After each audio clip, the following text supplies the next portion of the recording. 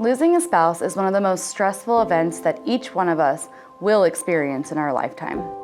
It's something that is often too painful to even think about, let alone speak openly about. We all know someone that has lost somebody close to them, their husband or their wife. And sometimes it's after a long, painful, bittersweet goodbye. And more often than not, it happens very suddenly. And when death happens unexpectedly, it causes a visceral response, a pain felt to the very core of our being. You'll never be ready to lose a spouse emotionally. That's a process that only time can help. And little by little, one day at a time often, as the pain of loss begins to lose its edge, we start to heal. Financially speaking, allowing too much time to pass has the reverse effect. With just a little intention, you can be prepared financially to withstand the loss of your spouse. And I think that Dr. John Maxwell says it best. He says, you can choose how to approach life. You can be proactive and spend your time preparing, or you can be reactive with a focus on repairing. When your spouse passes, I want you to be able to focus on repairing your heart, not your finances.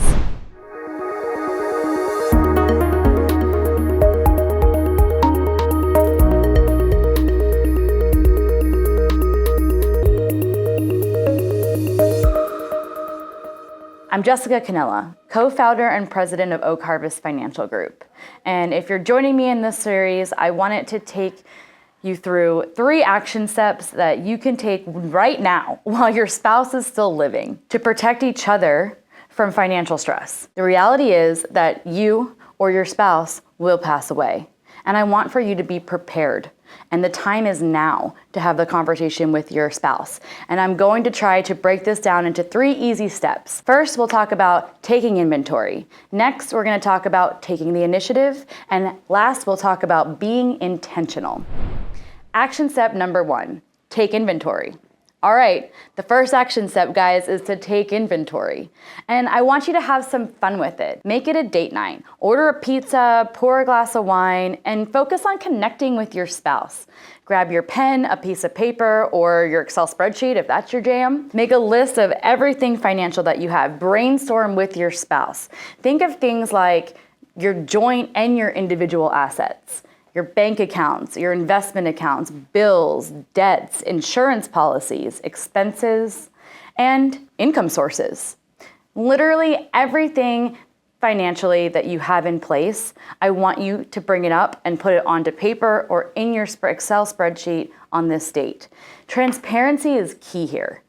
Don't hold anything back. This is a judgment-free zone. If you're ahead of the game and you feel like, I've got a really good grasp on what's going on financially in my own household, please don't assume the same of your spouse. It's extremely common for one spouse to gravitate towards the financial endeavors of the household, and the other one is just like, yep, he or she's got this. And this drill is really meant to be collaborative, dual effort for both of you.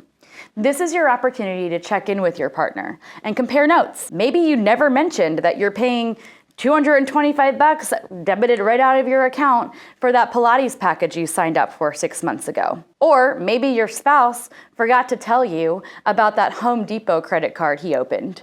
He's been working on a project and the perks offered with the card sounded pretty good. He went ahead and signed up for it, unbeknown to you. This inventory is meant for you to get it all out on the table. Taking inventory and sharing it with your spouse shouldn't be a one and done situation. So consider having this as a regular date night, maybe once a quarter, twice a year, and at a very minimum, an annual date night. For my complete financial checklist, be sure to click the description box for a link. Action step number 2. It's time to take initiative. Take the bull by the horns. Now that you've come clean about your Pilates membership and the newest power tool on the charge card, the next step is to take initiative on a few practical matters. For instance, did you know that there's a difference between being a joint account owner versus being an authorized user on an account? Consider that Home Depot card for a second, the one you just found out about. As an authorized user, you can do things like make purchases with the card or call and find out what the balance is, but only as a joint account owner can you close the account when your spouse passes away. And beyond credit cards, this applies to cell phone providers, home loans, banks and brokerage accounts. I want you to take initiative and verify that you and your spouse have joint ownership on the accounts that are most important to you and your family. When it comes to your liquid assets, which means money in the bank or your brokerage accounts, adding the letters TOD, which stands for transfer on death, for all of those accounts, brokerage, stocks, bonds, and other investments, is very important. It allows for the assets to transfer directly to your spouse with no interruptions, no proof of death certificate or anything. It's automatic. Also, if you and your spouse pass away simultaneously, you'll want to be prepared, before that of course, to add the letters POD, which stands for Payable on Death. Now, this allows for your beneficiaries to receive the assets from your checking account, savings account automatically at your death. It allows for you to skip the lengthy probate process, you're deceased, for your beneficiaries to skip that process. And the money just shows up according to your wishes in their accounts. Again, that's TOD for transfer on death, spouse to spouse, or POD for payable on death, you and your spouse to your beneficiary. Another pro tip that I have for you today is to consider sharing passcodes to your cell phones. You're gonna want to take it a step further even. Now you can actually add your Face ID. So if you hold your spouse's phone up to your face and you're already logged in there, it will open up the phone automatically. And in the event of an emergency, recalling a password in a panic state is often a bad recipe, one for disaster. Avoid it. Add your Face ID. If you're anything like me, you probably keep your most sentimental pictures and memories in your phone. And also, I'll be the first one to admit it here, I keep every password in my phone. Another pro tip, I keep my passwords under a list called groceries that begins bananas, grapes, waffles. And then down below, all of my important passwords. I do this just as a little added measure of security in case I lose my phone or it's compromised. I'm willing to bet that most thieves don't check the grocery list. Action step number 3, be intentional. When you are truly intentional, you choose to make decisions and take action on what is just most important to you. Being intentional means getting clear up front about what you want to achieve for a future outcome. That financial inventory that you compiled in step 1, be intentional about updating it at least annually. Maintaining a binder or a filing cabinet that contains all of your important documents.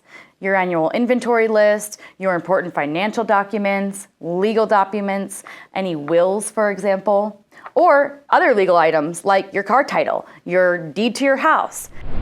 Also, pro tip, consider adding a VIP contact list to the binder or filing cabinet. A contact list that outlines things like your spouse's employer's benefits and your own, so that they know who to call in the HR department or their plan administrator. Contact information like any professional that you work with, be it your financial advisor, your attorney, a CPA, estate planners, and you should absolutely consider including some documents like your passport, marriage certificate, birth certificates, and of course, any life insurance policies or insurance policies in general. Lastly, I want you to be intentional about where you keep this sensitive information. Consider sharing your hidden repository with one other trusted adult, maybe an adult child or a trusted friend. Also, another pro tip, consider having a digital password-protected version of these documents. As much as I personally would like to believe that we all will die next to our beloved, just like the couple in the Notebook passed away, holding hands in the nursing home bed on the same day, I think it's very unlikely. As hard as this topic might be, and even if it's giving you a little bit of apprehension, you should continue to connect with your spouse and have the difficult conversations. Let it be a date night, make it fun, so you can focus on what is most important during the time of loss and give that gift to your spouse if it's you that passes first. And I know that preparing financially for the death of your spouse while they're here now is truly an act of love. I'll share with you in our next video in the series the first 5 things that you'll need to do immediately when your spouse passes. Thanks for watching, and I look forward to seeing you back soon.